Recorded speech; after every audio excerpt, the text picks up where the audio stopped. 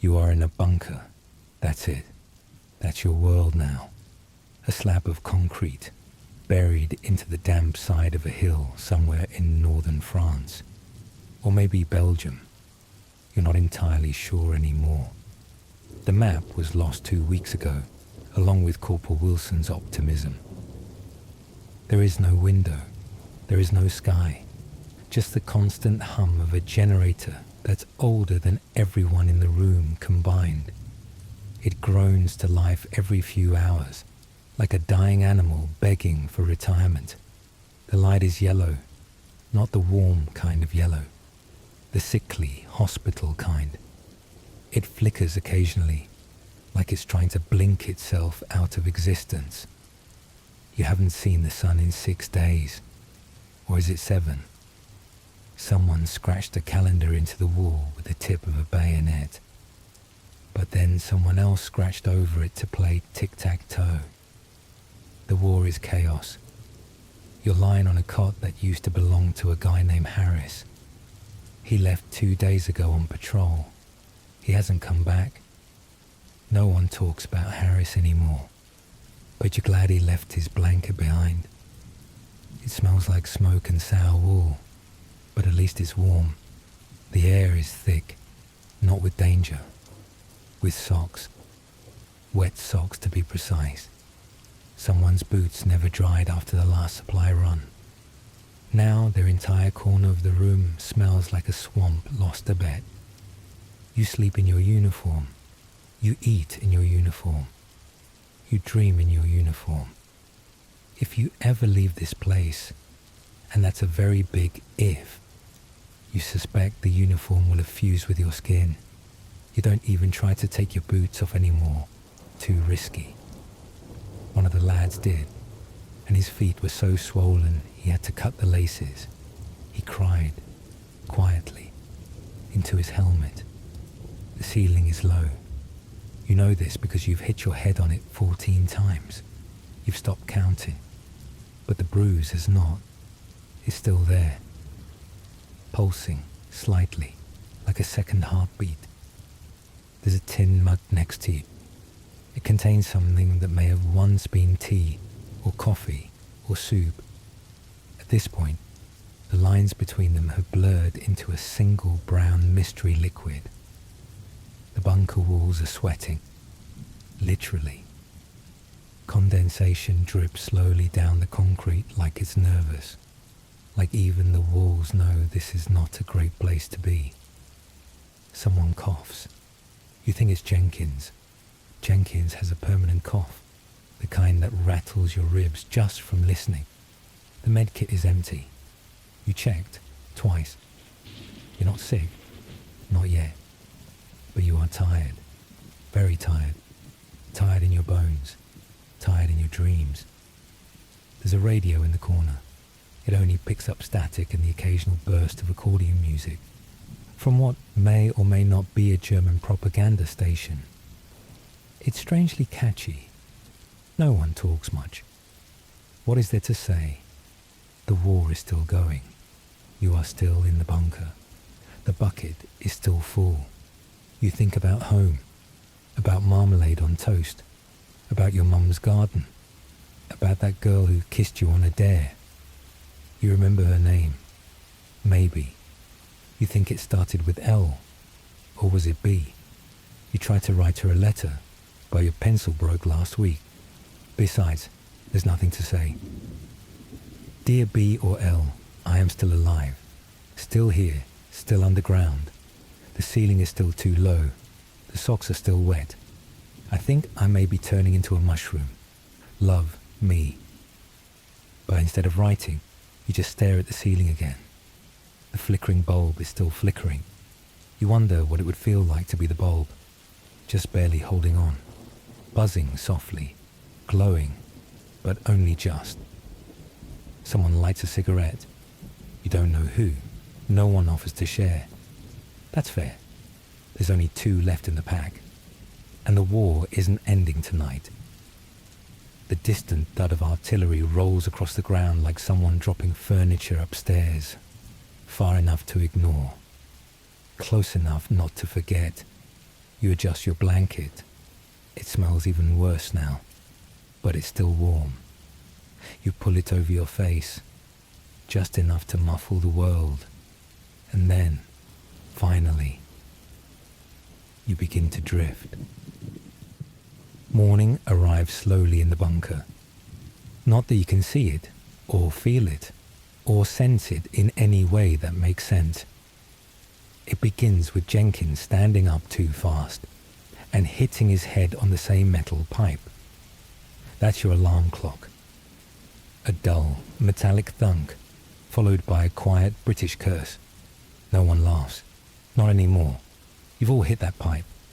At this point, it's a rite of passage, like puberty, but worse.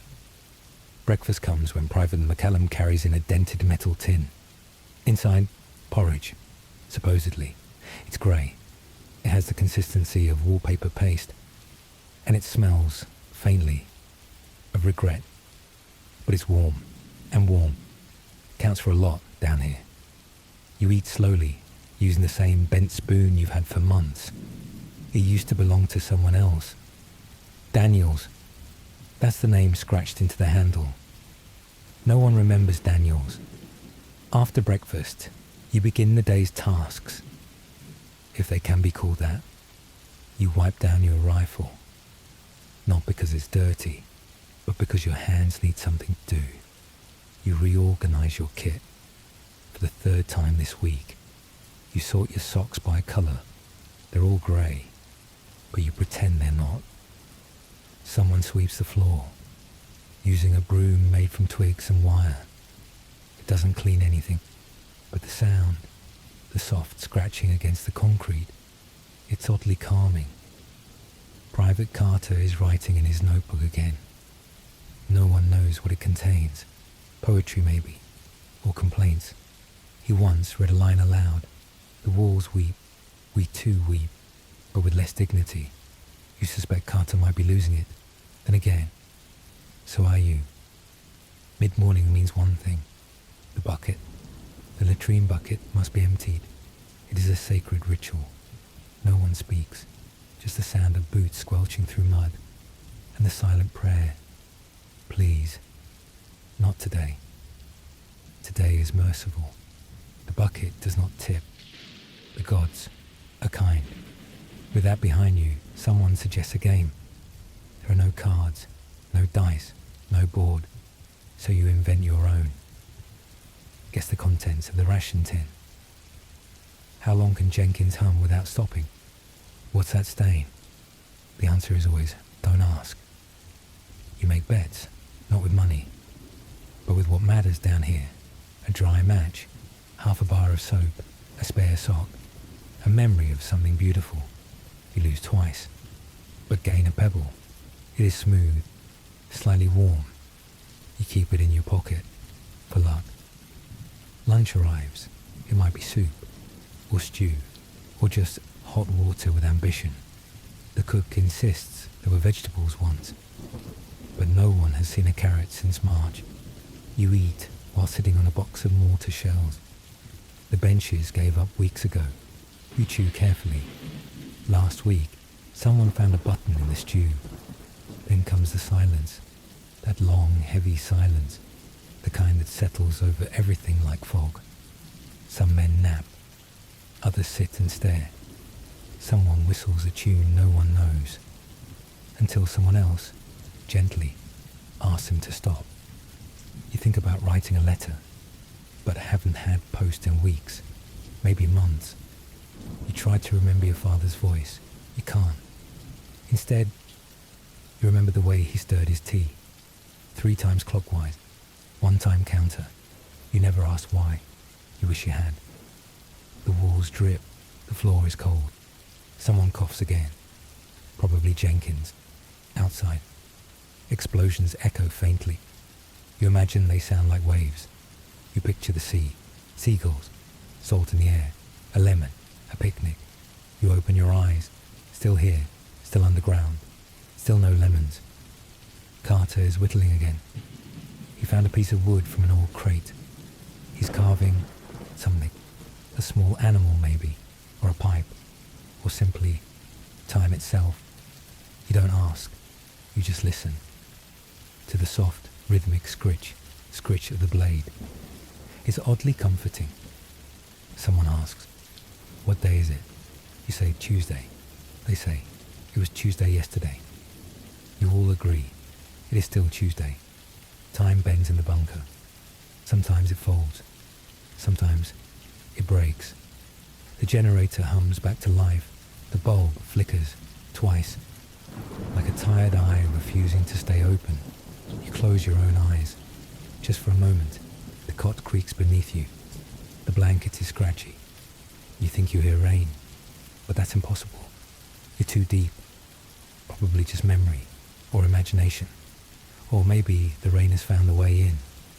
Either way, you pull the blanket up higher. You breathe, slow. You listen to Carter's blade, to Jenkins's cough. The war is still happening, somewhere, above. But for now, you are underground and very, very tired. It's always damp in the bunker. Not just the walls, not just your boots. Your thoughts are damp. Your memories are damp. You suspect even your soul has grown mildew. You dreamt of sunlight last night. Woke up sweating, confused. The light bulb above you buzzed, offended by the suggestion. Your back hurts, so do your knees, your shoulders, your elbows. You didn't know elbows could hurt like this, but here you are. You try to stretch. You can't. There isn't room. The ceiling is low. Your spine is curled like an old fern. You'll uncurl when the war ends. Maybe. The cot squeaks again.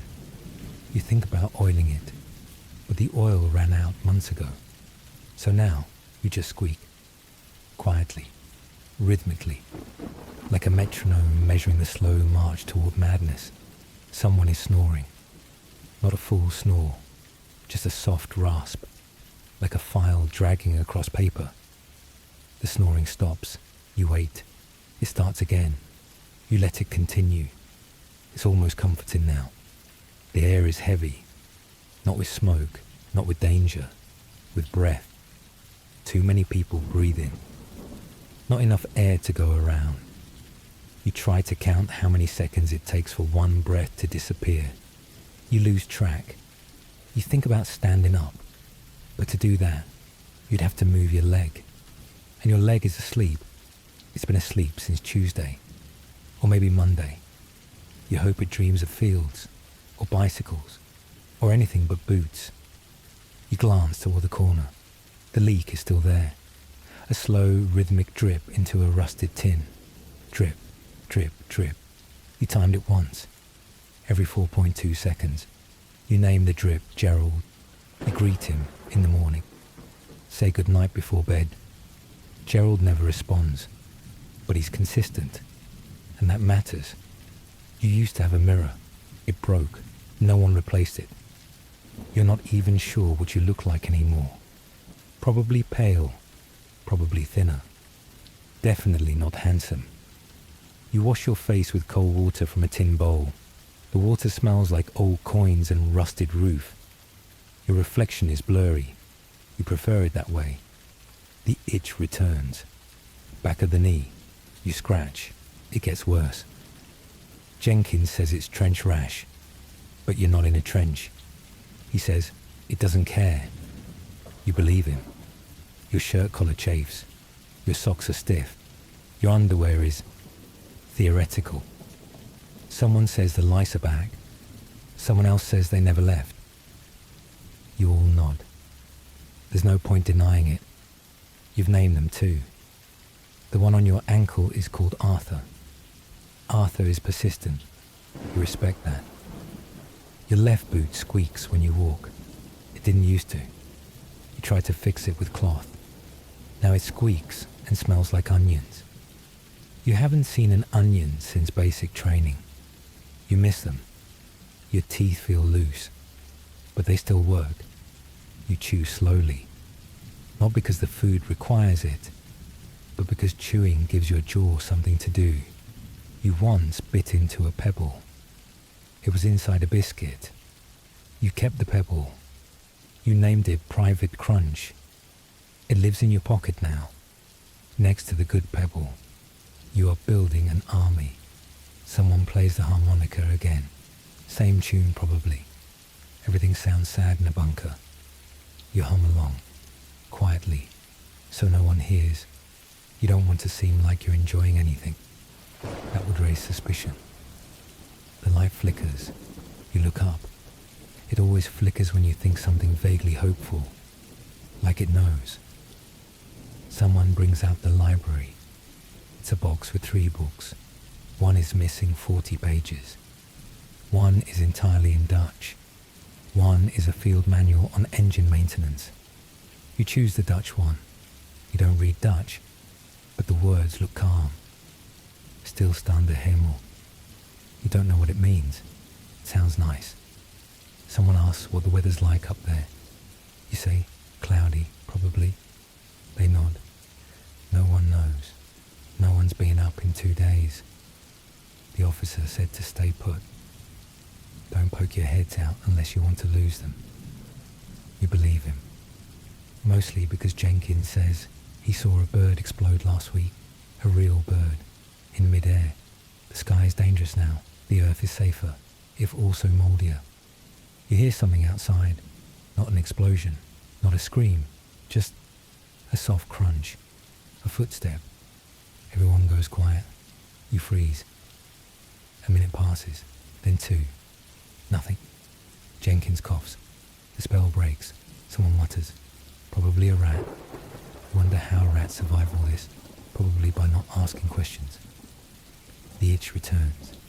Back of your neck this time. You scratch. It's Arthur again. You consider giving him a promotion. You adjust your helmet. It's too big. Always has been. You stuff it with cloth. It smells like petrol and nostalgia.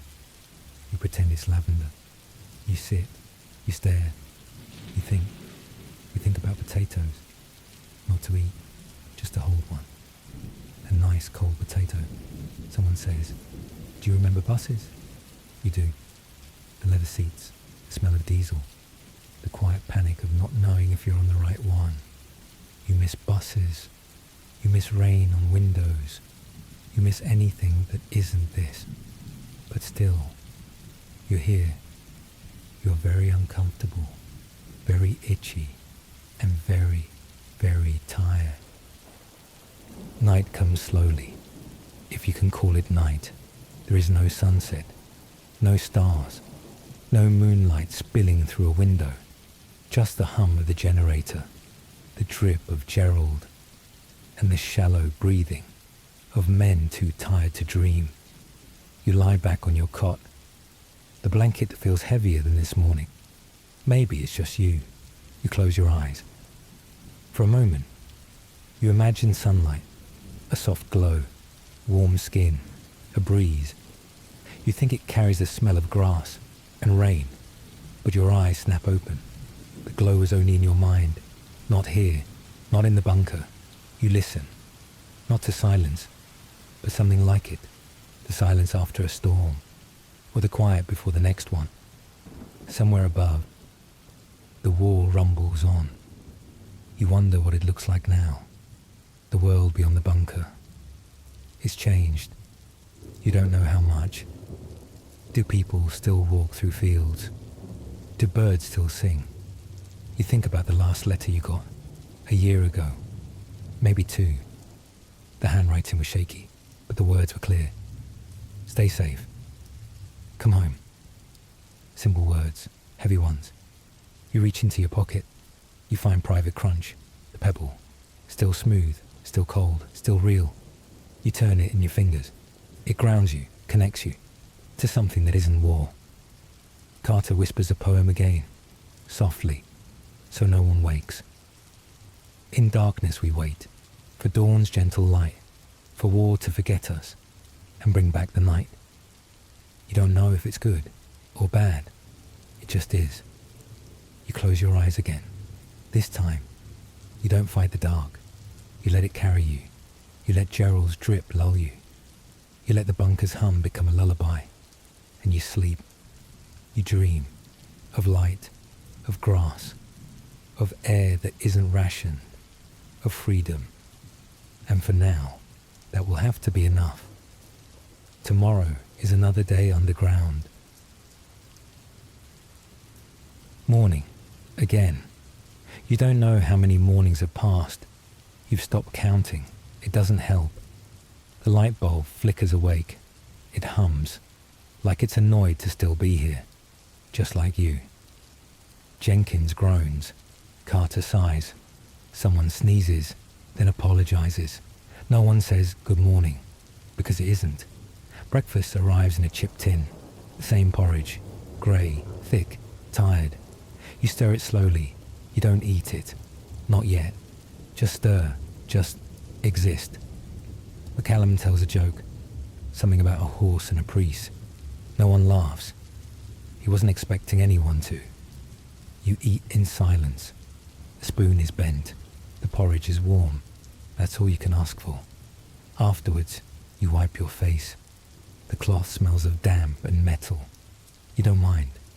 Then comes routine. Ritual. The small acts that keep you from unraveling. You check your boots, still wet. You check your socks, still stiff. You check the leak in the corner. Gerald still drips. 4.2 seconds, still reliable. You write something in the dirt with your finger. You wipe it away. Carter reads from the Dutch book again. No one understands the words, but the sound is soothing, like waves or wind, or the idea of wind. You listen. You let the sound fill the spaces where hope used to live. Someone knocks over a tin. It echoes like gunfire. Everyone flinches, then breathes, then pretends it didn't happen. You take a walk, 4 steps forward, turn, 4 steps back. You call it the garden. No one laughs at that anymore. Jenkins asks if anyone remembers birthdays. No one answers. Not because they don't, but because they do. You sit on your cot. You clean your rifle. You pretend it's for maintenance. It's not. It's just something to do with your hands. Something to remind yourself you still have hands. Still here. Still breathing. Outside, distant thunder. Or bombs. Or maybe it's just your heart, trying to remember what it felt like to be startled. Someone sings a lullaby, very quietly, very slowly. It's in another language. It sounds older than the bunker, older than the war, older than you. You listen. You hum along. You don't know the words, but your bones do. You rest your head back against the wall. It's cold. You welcome it. The day drips by, like Gerald, like soup, like time itself. You feel your eyelids grow heavy, not with sleep, with weariness, with the weight of being underground, of being forgotten, of remembering too much. You whisper to no one, still here, and that's enough, for now. It starts with quiet, not the usual kind, not the soft hum of breath and rust, not the familiar drip of Gerald. This quiet is different, heavier, like the air itself has stopped moving. You open your eyes. The bulb above you is dead, not flickering, not humming, just still. The generator gave up sometime in the night. No one speaks of it. You all noticed. You all understand. Jenkins sits with his head bowed, not praying, just thinking, or remembering, or maybe nothing at all. Carter hasn't written anything today. The notebook is closed. His pencil lies untouched beside it. His hands rest on his lap, very still.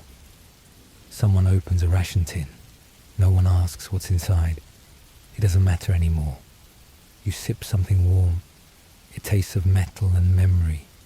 You let it sit on your tongue. You swallow slowly. There's no routine now, no chores, no games, no questions about the weather above. Because everyone knows, or maybe no one wants to know. Either way, it's quiet. You check your pockets. Private Crunch is still there, the good pebble too. You hold them both, tightly. You close your eyes, not to sleep, just to rest.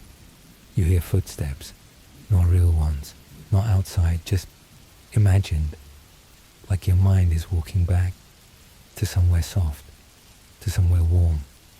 You think of your mother's kitchen, of bread in the oven, of hands wiping flour on an apron, of a window with real sunlight.